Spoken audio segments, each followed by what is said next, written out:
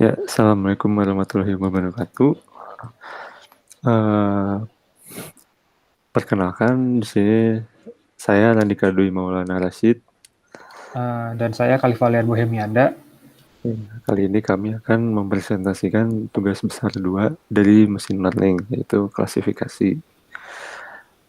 Pertama, eh, kami mempresentasikan isi dari codingan yang sudah dikerjakan. Yang pertama, yaitu mengimport semua library yang dibutuhkan dalam pengerjaan di sini, yaitu terdapat Pandas, NumPy, Matplotlib, dan lainnya. Yang kedua, jangan lupa kita masukkan file-file yang dibutuhkan. Di sini kita membutuhkan 2 file, yaitu kendaraan tes dan kendaraan train.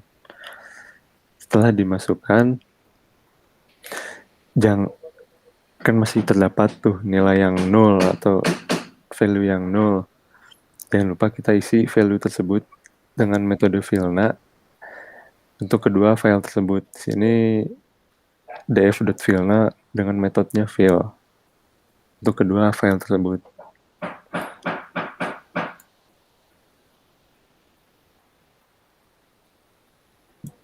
Nah, di sini kita lihat masih ada file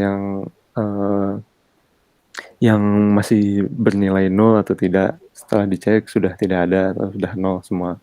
Maka bisa lanjut ke proses selanjutnya. Nah, di sini kami mendrop tabel yang tidak berpengaruh buat pengerjaan kedepannya. Di sini kami ngedrop tabel itu ID, jenis kelamin, SIM, dan kode daerah. Dan sisanya kami lanjutkan untuk pekerjaan berikutnya. Di sini terlihat di head-nya sisa umur, sudah asuransi, umur kendaraan rusak, premi, kanal penjualan, nomor berlangganan, dan tertarik untuk kedua file tersebut. Nah, karena pada head sebelumnya masih terdapat nilai yang berbentuk objek seperti umur kendaraan kan masih objek dia ya. Ada yang di bawah 1 tahun atau rentan 1 sampai 2 tahun. Dan yang kendaraan rusak kan isinya pernah atau tidak. Nah, kami di sini mengubah nilai tersebut menjadi sebuah angka gitu. Dengan cara mereplace untuk yang umur kendaraan, untuk yang di bawah 1 tahun kita replace dengan value 0. Untuk yang antara 1 sampai 2 tahun kita isi value dengan angka 1. Dan untuk yang lebih dari 2 tahun kita isi value-nya 2. Dan untuk yang kendaraan rusak, untuk yang tidak kita ganti value-nya 0, dan untuk yang pernah kita ganti value-nya 1. Itu berlaku untuk dua file yang sudah dimasukkan tadi. Jadi ini sudah dilihat nih di head lagi, untuk umur kendaraan dan kendaraan rusak udah menjadi nilai angka. Untuk keduanya. Lanjut, di sini ada fungsi untuk menormalisasikan sebuah value data agar skalanya gampang untuk dihitung. Ya, supaya rentang antar datanya itu tidak terlalu lebar gitu. Nah ya, tidak terlalu. Lalu di sini ada untuk mendelete outlier, mengkalkulasikan. Dan rumusnya kurang lebih seperti ini. Ya, untuk outlier ya lanjut. Di sini pertama kita ngebox plot dulu dari data-data yang sebelumnya untuk melihat apakah ada yang data yang menyimpang atau yang nilai yang menyimpang jauh gitu. Yang ada outlier-nya lah gitu. Yang ada outlier-nya. Setelah dicek di sini udah umur semua.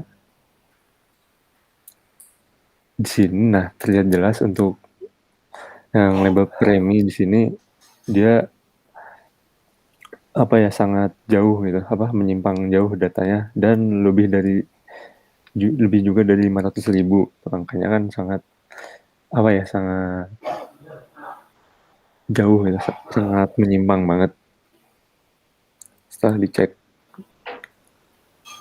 lanjut. Ini sama kayak tadi, cuman untuk Nah, yang setelah dataset di yang tes. normal. Oh, ini yang set, yang tes ya. Masih Oke. yang tes. Soalnya kan kita mungkin 2 dataset. Gitu. Oh ya. Oke. Setelah dicek outlier tersebut, nah jangan lupa pertama kita normalisasikan dulu untuk label umur, premi, kanal penjualan, sama lama berlangganan. Kita normalisasi biar skalanya gampang untuk dihitung. Berlaku untuk kedua file tadi, train dan test. Ini hasil dari setelah dinormalisasi. Setelah dinormalisasi kita membuat apa ya, Melakukan mengoutline outlier. ya, melakukan outlier pada kedua file tersebut. Dan setelah dicek sudah tidak ada lagi nilai yang nol ya. Jadi kan itu karena tadi cuma ada di premi, jadi outlier handlingnya itu cuma khusus di premi aja gitu kan. Okay. Dan supaya nggak bermasalah, tiap-tiap data yang isinya nol karena baru dinormalisasi itu di filna lagi gitu. Dan setelah kan waktu dicek udah nggak ada nol lagi. Oke, setelah kita ngecek lagi data headnya, lanjut kita melihat box plotnya lagi setelah dinormalisasi dan outlier. Setelah dicek lagi, grafik tersebut sudah tampak lebih normal, dan untuk yang preminya juga sudah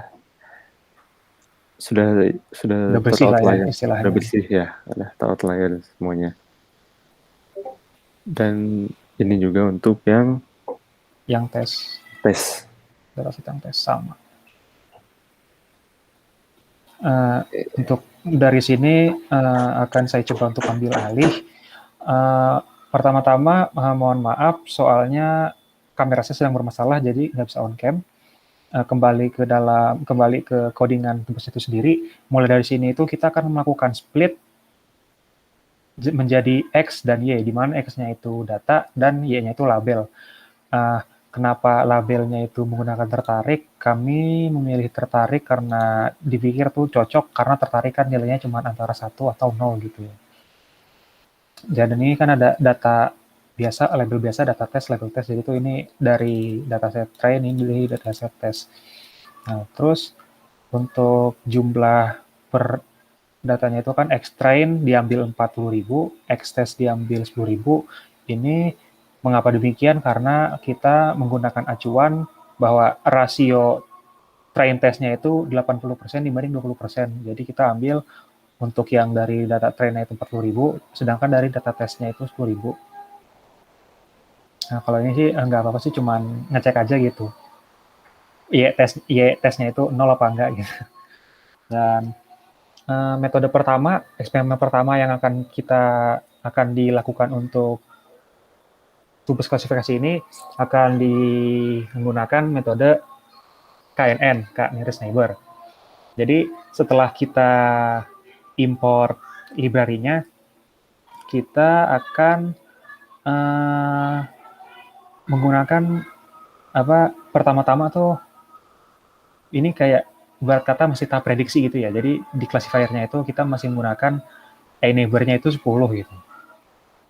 Dan ini kan kita lakukan prediksi, dan ini kan disini juga fitting X train Y train-nya gitu kan. Fitting-nya itu juga kita masukkan ke dalam variable nama classifier. Dan dari classifier itu kita lakukan prediksi pada X test. Nah, dan ini tuh bisa dibilang kayak classification report performansi dari KNN dengan N-nya itu 10. Cuman karena ini kan masih prediksi lah ya. Kita maksudnya belum nyari K-nya berapa. Ini bisa dilihat tuh nilai akurasi dari prediksi awal itu kan 0,87 atau 87% kurang lebih. Dan ini tuh juga ada beberapa data-data lain seperti conversion matrix dan mean square error. Cuman yang di bagian ini sih maksudnya tidak begitu ditekankan lah ya, ibarat kata. Nah, karena ini KNN, kita kan jadi harus akan mencari nilai K terbaik lah ya. Jadi kita akan mencari nilai K terbaik ini dengan menggunakan acuannya itu akurasi K tertinggi. Nah, jadi dengan mencarinya itu dengan seperti ini. Kita dari range-nya itu 1 sampai 30, kita akan mencari nilai K dengan akurasi tertinggi. Nah, akan mendapatkan diagram seperti ini kurang lebih. Nah, dari diagram ini kan kita bisa mendapatkan bahwa diagram dengan K dengan akurasi tertinggi itu kurang lebih posisinya itu dia bisa 18, bisa 30 sih ya.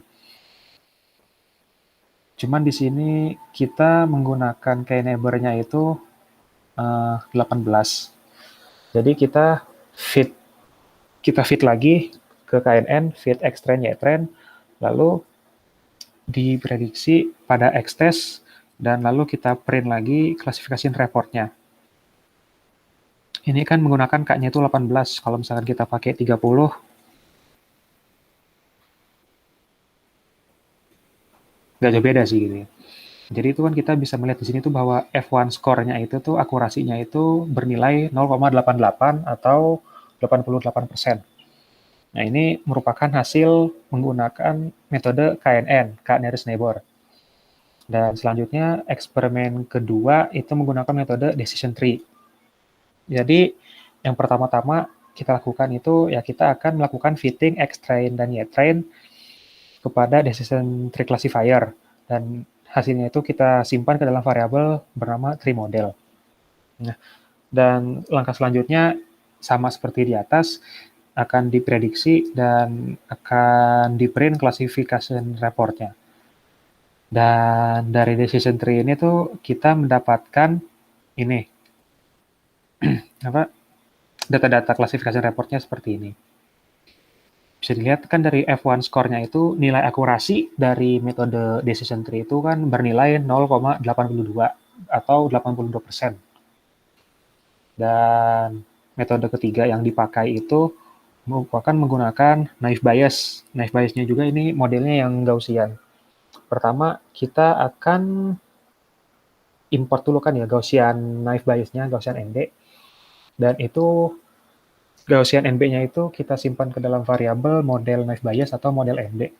Dan lalu kita akan melakukan fitting X-train, Y-train lagi, dan hasilnya itu kita simpan ke dalam variabel bernama naive bias train atau NB train.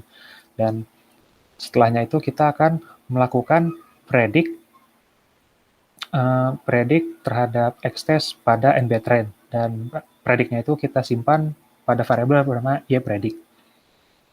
Dan selanjutnya menggunakan scalar matrix kita akan kayak mendapatkan nilai akurasi naive bias. Di sini itu di nilai yang dapatnya itu kan 0,71 atau sekitar 71,7% atau dibulatin 72%.